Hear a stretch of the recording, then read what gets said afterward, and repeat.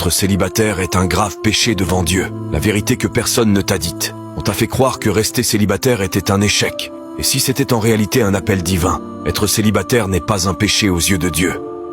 Voici une vérité puissante qu'on ne t'a jamais vraiment révélée.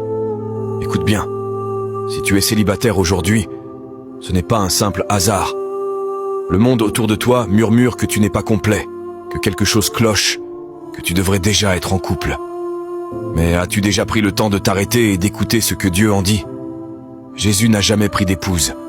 Paul a volontairement choisi la voie du célibat. Et pourtant, ils ont bouleversé l'histoire éternelle. Alors pourquoi sens-tu un vide? Pourquoi ce poids sur ton cœur? Être célibataire n'est ni une punition divine, ni une malédiction déguisée. C'est une saison sacrée, un terrain mis à part, où Dieu travaille ton âme, t'élève, te transforme.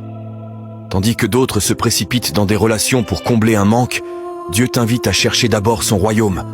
Et il promet, tout le reste te sera donné par-dessus. Beaucoup s'égarent dans des relations toxiques, guidés par la peur d'être seul, par la pression sociale ou le doute. Mais toi, tu as été façonné pour une destinée, pas pour des compromis.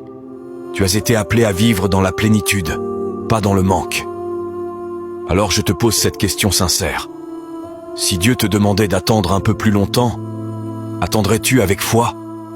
Te précipiterais-tu vers n'importe qui, juste pour fuir la solitude? Souviens-toi, parfois ce silence autour de toi n'est pas de l'oubli, c'est une muraille protectrice. Ce n'est pas que Dieu t'a laissé de côté, c'est qu'il t'équipe pour quelque chose de précieux, digne de ton attente. Commente Amen si tu choisis de faire confiance au timing parfait de Dieu. Sauvegarde cette vidéo pour les jours où tu te sentiras seul. Abonne-toi si tu veux recevoir plus de paroles qui fortifient ton cœur.